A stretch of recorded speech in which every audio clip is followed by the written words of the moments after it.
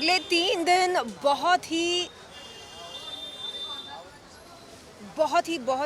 ही मंगलमय होंगे मेरे लिए, मेरे तमाम दोस्तों के लिए, बप्पा के सभी चाहने वालों के लिए, मानने वालों के लिए। और सिर्फ 3 दिन ही क्यों, अगले 11 दिन मैं कहूँगी बहुत ही मंगलमय होंगे।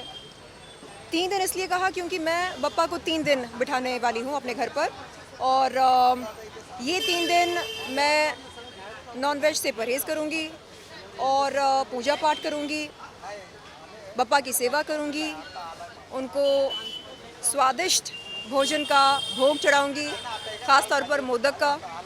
और मैं बप्पा के सामने खड़े होकर ये कसम खाऊँगी कि अब से मैं सिर्फ़ और सिर्फ सकारात्मक ऊर्जा इस दुनिया में देना चाहूँगी उन तमाम लोगों को जो मेरे संपर्क में आएंगे।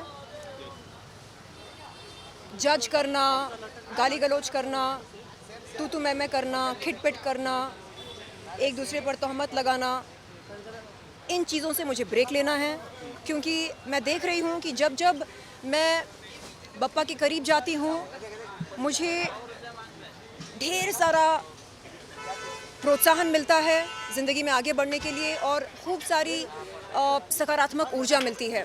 और जैसे ही मैं उनके दिखाए हुए मार्ग से दूर जाती हूँ तब मैं देखती हूँ कि मैं बहुत ही विचलित हो जाती हूँ और बेचैनी सी होती है दिल में, और ऐसा लगता है कि कुछ ठीक नहीं हो रहा है। लेकिन अब मैं चाह रही हूँ कि मैं वापस पटरी पर आऊँ और सिर्फ पॉजिटिव एनर्जी के बारे में सोचूं और कंस्ट्रक्टिव प्रोडक्टिव वर्क के बारे में सोचूं। ने वो जो हमें आशीर्वाद देते हैं, जो हमारी कठिनाइयों को दूर करते हैं, हमारी मुसीबतों को दूर करते हैं, जो हमारे दुखों का सर्वनाश करते हैं।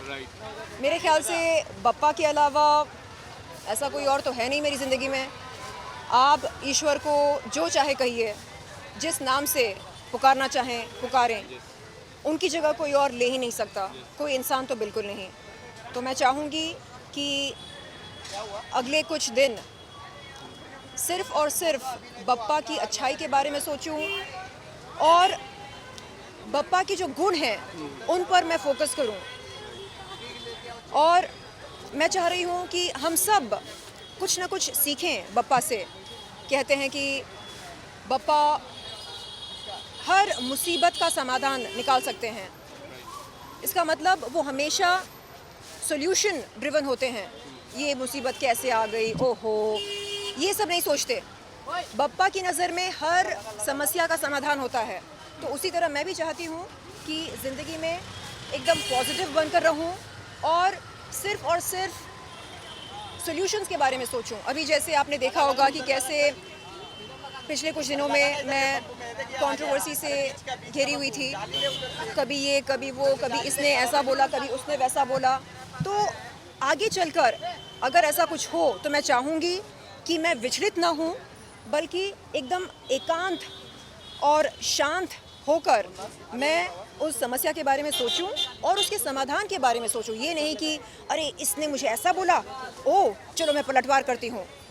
देखिए, हर वार का पलटवार करना ज़रूरी नहीं होता है और हर किसी लड़ाई में कूदने की भी ज़रूरत नहीं होती है। तो ये चीज़ें मुझे धीरे धीरे समझ में आ रही हैं और मैं चाह रही हूँ कि एक मिसाल बनकर जीऊँ। जैसे आपने देखा होगा कि कैसे किडनी फेलियर को मैंने रिवर्स कर डाला, जबकि लोग चौकन्ना हो जाते हैं, कहते हैं कि oh my God, kidney failure को रिवर्स कैसे किया जा सकता है और ये हुआ कैसे। तो ये बप्पा का चमत्कार है, बिल्कुल। और 2021 में जब मेरा किडनी फेलियर हुआ था, उसी समय मैंने बप्पा को अपने घर में लाकर उन्हें बिठाया और उनकी सेवा करी, उनकी पूजा करी, और मैंने देखा कि मात्र 3 महीनों में मेरा किडनी फेलियर रिवर्स हो गया था। तो ये बप्पा का करिश्मा है मेरे लिए, उनका चमत्कार है।